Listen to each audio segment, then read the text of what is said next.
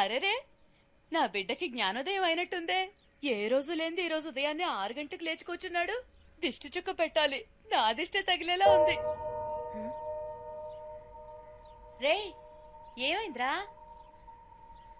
మణి? ఏమైందిరా? కళ్ళలో నీళ్ళేంట్రా? ఏమైంది?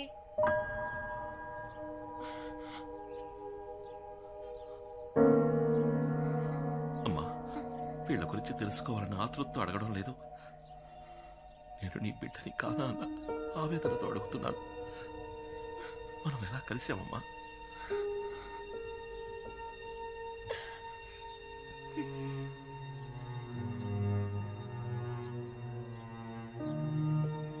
ఈయన మీ నాన్న.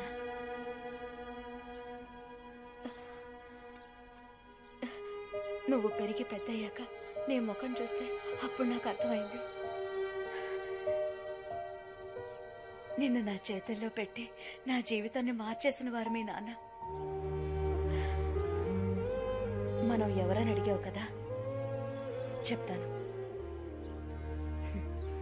ఊర్లోనే చాలా పెద్ద కుటుంబం మనది.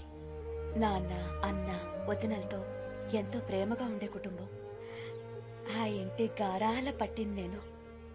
అమ్మాయిలు బాగా చదివి పైకొచ్చి అందరికీ సాయపడాలనే ఉద్దేశంతో నన్ను బయటూరికి పంపించి చదివించారు మా నాన్న. ఒకరోజు నాకు ఉత్తరం వచ్చింది. పెద్ద కుటుంబం నుంచి మంచి సంబంధం వచ్చింది, వెంటనే రా అని. ఆ ప్రయాణమే నా జీవితాన్ని మార్చేస్తుందని ఆ రోజు నాకు తెలియలేదు. సరిగ్గా అప్పుడే శరీరం అంతా గాయాలతో నీతో పాటు మీ నాన్నను చూశాను. నిన్ను నా చేతుల్లో పెడుతూ నీ బిడ్డకు ఎటువంటి ఆపద రానివ్వనని వాళ్ళమ్మకి మాటిచ్చానని, ఆ మాట నిలబెట్టుకునే పరిస్థితుల్లో నేను లేనని, మీరే ఎలాగైనా నా బిడ్డని కాపాడాలని నిన్ను నా చేతుల్లో పెట్టి ఆయన వెళ్లిపోయారు. ఆ తర్వాత ఆయన నేను చూడలేదు. అమ్మాయి పెళ్లి చేసుకోవడానికి వస్తుంది కదా అని మా నాన్న స్టేషన్ కి అన్న, వదినల్ని, పెళ్లి వాళ్లని, స్నేహితుల్ని, బంధువుల్ని అందర్నీ తీసుకొచ్చారు.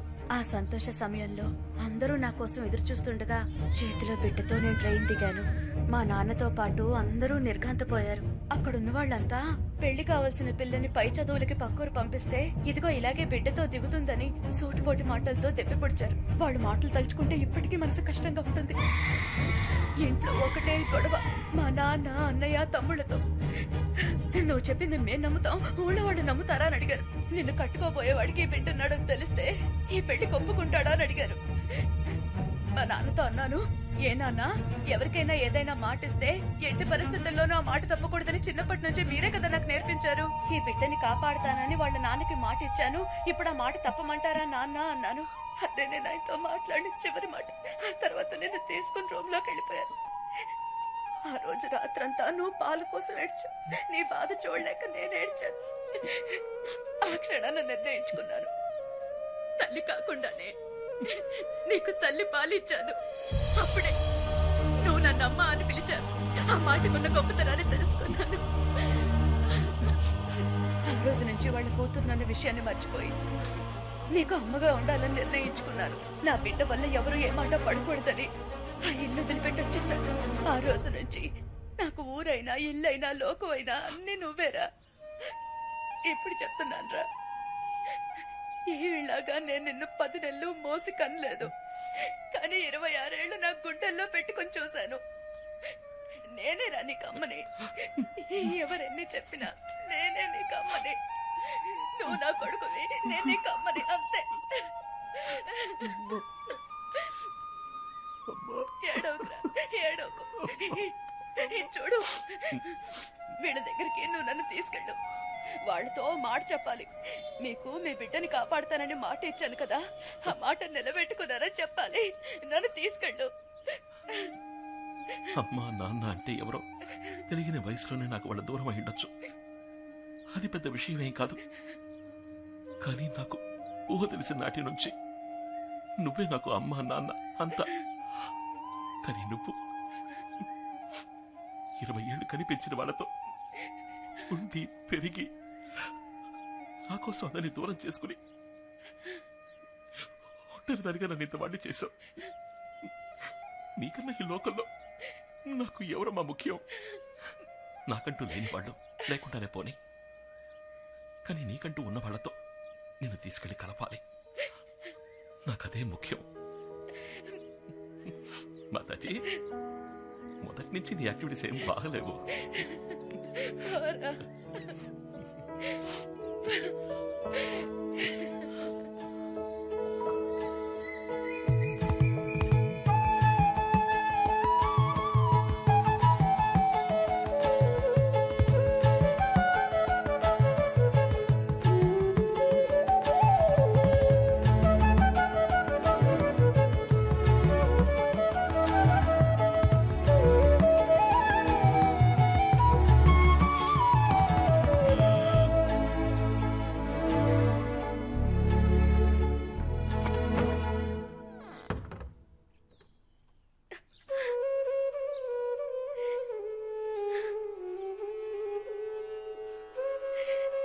వదినా,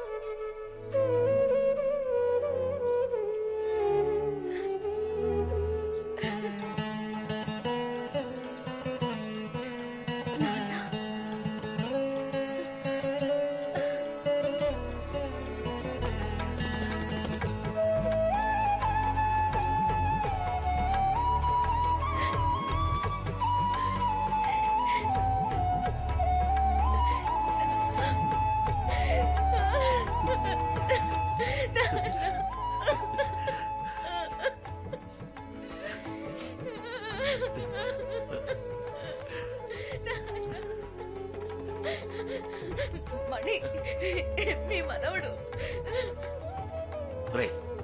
రారా ఇలా. ఒకే రోజులో మీ అమ్మని తీసుకెళ్లిపోయావు. మళ్ళీ తనని తిరిగి తీసుకురావడానికి నీకెన్ని సంవత్సరాలు పట్టింది కదూ? రే, ఏంట్రా అలా చూస్తూ ఉండిపోయావు? నాన్నగారే మాట్లాడిందా నీకేంటి?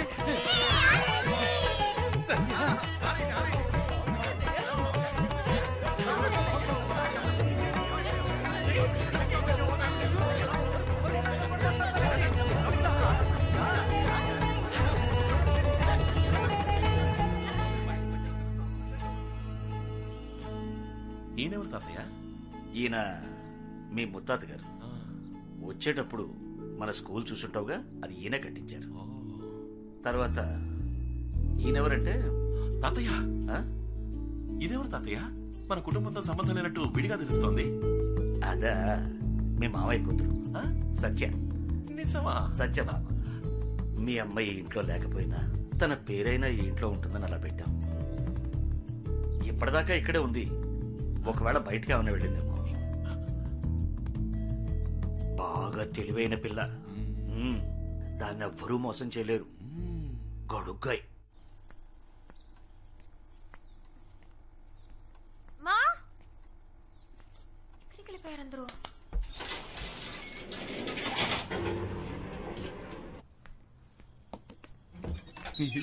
హాయ్.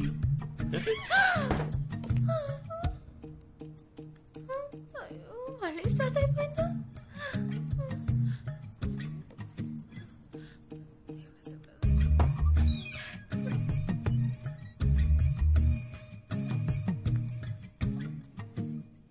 తను చెప్పినట్టే జరుగుతుంది.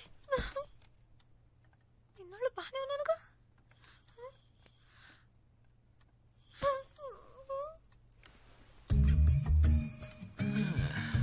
నేను అప్పుడే చెప్పాను కదా నీకు ఇమాజిన్ రొమాన్స్ ఫీలియా ఉంది అని. ఏమండి, అసలే నా కొంట్లో బాలేదు, మనుషులు మీరేంటి? ఓ మై గాడ్, నా గొంతు నీకు వినిపించిందా? ఇలా చూడు సత్య, ముందు నేను లేని చోటంతా నీకు కనిపించాను అంటే నువ్వు నన్ను మనస్ఫూర్తిగా ప్రేమించడం మొదలుపెట్టావు. That's symptom number 1. ఇప్పుడు నా మాటలు నీకు వినిపిస్తున్నాయి. That's symptom number 2. అప్పుడు దీని అర్థం ఏంటర్థం? లవ్ ముదిరిపోయిందని అర్థం. చి, చి, చి, చి, చి. నేను నమ్మను. ఏ? నాకు లవ్వా? అది నీ మీద. అవును మరి. లవ్ కాకపోతే కొత్త నంబర్ 6, పాత number 16, Money Watch Works, Watch Maker street, Vizag 530027 లో ఉన్న నేను, పాత నంబర్ 21, కొత్త నంబర్ 24, ఉల్లి వీధి, గోపాల సముద్రంలో ఉన్న నీ కళ్ళకు కనిపిస్తున్నానంటే ఎలా మరి? మా ఊరు అడ్రస్ మీకెలా తెలుసు? Basically I'm watch mechanic. General గా నాకు జనరల్ నాలెడ్జ్ ఎక్కువ. అది వదిలేసే, నీ కళ్ళకి మాత్రం ఎలా కనిపిస్తున్నాను? ఎలా కనిపిస్తున్నారు? లవ్. యా. ఇప్పుడు నేను ఎక్కడున్నానో చెప్పు. Hall number 6, new number 16, Money Watch Works, Watch Maker Street, Prahladpuram, Vizag 530027. నువ్వెక్కడున్నావు? హాల్ నంబర్ 21, న్యూ నంబర్ 24, ఉల్లి వీధి, గోపాల సముద్రం.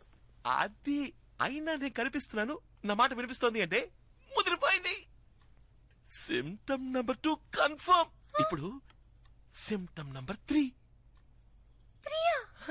ఏంటది? ఇప్పుడు వెంటనే పెళ్లి చేసుకునే ఆశ ఉందని చెక్ చేద్దాం. అలాంటి ఆశలు ఏమీ లేవండి.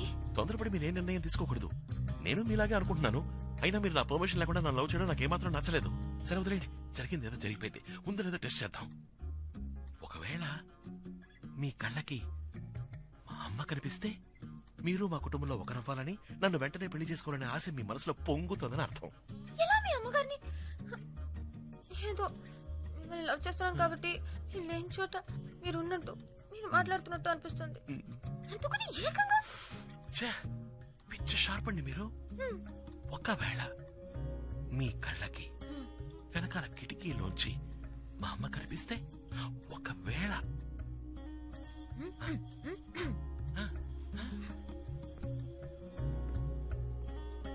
ఇదిగో సత్యాకి ఏమి ఇష్టమో కనుక్కుని అదే వండి పెట్టాలి. ఏంటి కనిపిస్తున్నారు. నిజంగానా? నిజంగానే కనిపిస్తున్నారు. అచ్చాబా, పెళ్లి చేసుకోవాలని ఆస్తి నువ్వు మరీ అబద్ధాలు ఆడుతున్నావు. అయ్యో, మా మమ్మీ మీద ఒట్టు నిజంగా కనిపిస్తున్నారు. ఏంటో అనేది నిజమా?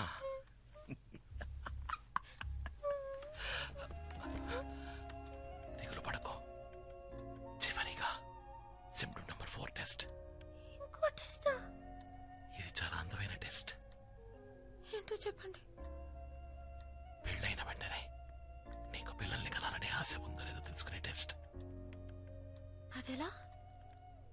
నేనెక్కడున్నాను? Hall number 6, new number 16, Money Watch Works, Watch Maker Street, Prahladpuram, Vizag 530027. నువ్వెక్కడున్నావు? న్యూ నంబర్ 21, హాల్ నంబర్ 24, ఉల్లి వీధి, గోపాల సముద్రం. అక్కడున్న నేను, ఇక్కడున్న నిన్ను తాకడం కుదురుతుందా? కుదరదు. తాకినట్టు కనుక అనిపిస్తే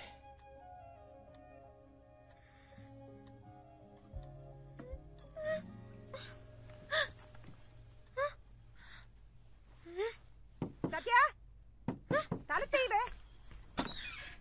ఏంటమ్మా? లోపల ఏం చేస్తున్నావే? కిందకి రా. వాళ్ళు నేను తర్వాత వస్తాను. నాకు ఒంట్లో బాగాలేదు. డాక్టర్ రమ్మంటావా? ఏమైంది? నీకేం కాలేదు, ముందు కిందకి రా. ఇదో వ్యాధి. Image romance failure. Symptom 1, 2 marriage babies. ఏంటి ఈ తిక్క వాగుడు? అంటువి అదే ఏంటి? పక్క వాళ్ళకి పాకుతుందా? అదేం పాకదు. ఎందుకైనా మంచిది కొంచెం దూరంగా ఉండు. నీకు సోకితే నేను కాసేపు రెస్ట్ తీసుకుని తర్వాత వస్తాను.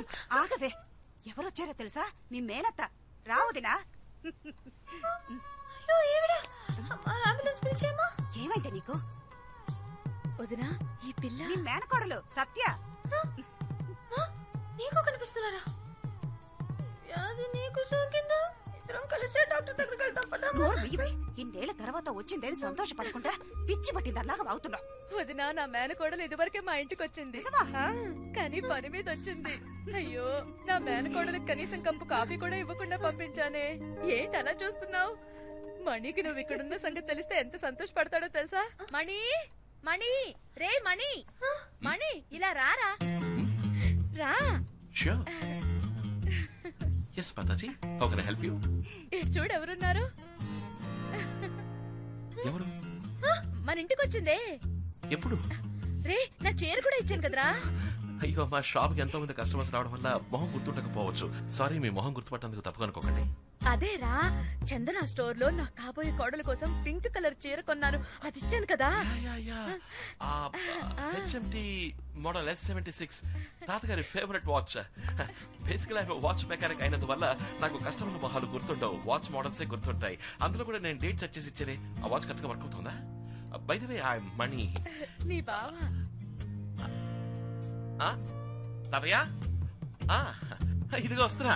తాతగారు ఇంకా ఫోటో చూపిస్తారట, నేను కిందకెళ్ళి వస్తాను. లోపల నా బాక్స్ ని షెల్ఫ్ మీద పెట్టాలి, కాస్త హెల్ప్ చేస్తారా? అది గర్ల్స్ రూమ్ లోకి బాయ్స్ ఇక్కడ గెస్ట్లతో పని చేస్తా. పెట్టిరారా వదినా, నేను నిజంగా అమ్మా నమ్మలేకపోతున్నాను. అమ్మా నాకు ఈరోజు థ్రోట్ సరిలేదమ్మా. అమ్మా ఇందాకేమన్నా సిమ్టమ్ 1 2 3 4 సిమ్టమ్ 5 ఏంటో తెలుసా బావా? నా స్కూల్లో నాకు ఇది నేర్పించలేదే. తెలియదా? ఆ వ్యాధి సోకిన పేషెంట్ కళ్ళలో ఒకడు కనిపిస్తున్నాడు కదా, వాడిని ఆ పేషెంట్ ఏం చేస్తుందో నేను చెప్పనా? గుడ్లు పీకి ముక్కు మీద గుద్ది చెవులు లాగి చేతులు విరిచి. ఐ థింక్ నీకు ఇమాజినోఫిలియా పోయిందనుకుంటా. Yeah we both are in the రొమాన్సోఫిలియా.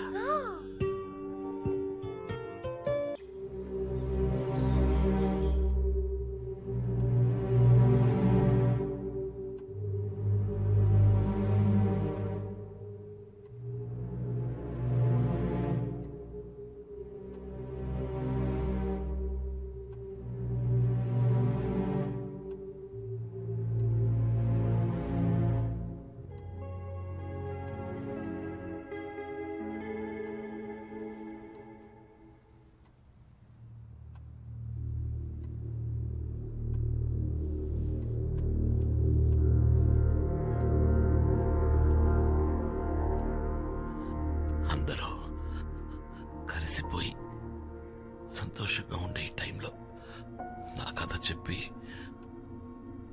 అనవసరంగా మిమ్మల్ని బాధ పెట్టాను. చచ్చా, అలాంటిదేం లేదు సార్. మీ మనసులో ఉన్న బాధని మాతో చెప్పుకున్నారు అంతేగా. ఆత్రేయ అని మీ అన్నయ్య పేరు వినగానే మాకు తెలియకుండానే లోపలేదో భయం వేస్తోంది. మీ కథ విన్నా మాకే గుండె తరుక్కుపోతుంటే అది అనుభవించిన మీకు ఇంకెలా ఉంటుందో. డబ్బు కోసం సొంత తమ్ముడి భార్యని, ఈ ఆత్రేయ లాంటి వాళ్ళకి చావంత త్వరగా రాకూడదు సార్. వాడు అసలు చచ్చుండకూడదు. వాడు ప్రాణాలతో ఉండి ప్రతి క్షణం చిత్రవద అనుభవిస్తూ కురింగి కృషించి రఘు, క్షమించండి నాన్న. శివకుమార్, జరిగిపోయిన దాన్ని మనం ఎలాగో మార్చలేం కదా. కనీసం జరిగేదైనా మంచిగా జరగాలని ఆశిద్దాం. 26 ఏళ్లుగా మంచాన్న పడ్డ నేను ఉన్నట్టుండి ఒకరోజు ఎందుకు మేల్కొన్నానా అని నాలో ఉన్న ప్రశ్నకి సమాధానంగా నా బిడ్డ ఈరోజు నా ముందున్నాడు. నేను ఇన్నాళ్ళు ప్రాణాలతో ఉన్నది నిన్ను మళ్ళీ చూస్తానన్న నమ్మకంతోనే. అమ్మా, అసలు మీకెలా కృతజ్ఞతలు చెప్పాలో తెలియట్లేదు. చివరిసరిగా నా బిడ్డని ఒక్కసారి చూడాలనిపించింది. అందుకే మిమ్మల్ని వెతుక్కుంటూ వచ్చాను. చూసేశాను. నా మనసు నిండిపోయింది. చల్లగా ఉండు. నేను వెళ్ళొస్తానమ్మా. వస్తానండి మిత్ర. సార్, వెళదాం పదా. ఏంటిది శివకుమార్, వచ్చి రాగానే వెళ్ళిపోతానంటున్నావు? ఇన్నేళ్ల తర్వాత నా కూతురు వచ్చింది, నా మనవడొచ్చాడు. బిడ్డ దూరం అయితే కలిగే వేదనేంటో, ఆ బాధ ఏంటో నాకు బాగా తెలుసు. అవునండి, మీ అబ్బాయి కూడా కొద్ది రోజులు మీతో గడపాలని ఆశ ఉండదా? అంతేకాదు శివకుమార్ గారు, మీరు కూడా ఈ కుటుంబ సభ్యుల్లో ఒకరని మర్చిపోకండి. మణి, నాన్నగారు లోపలికి తీసుకెళ్ళు. ఇది మీ ఇల్లు. రండి శివకుమార్ గారు.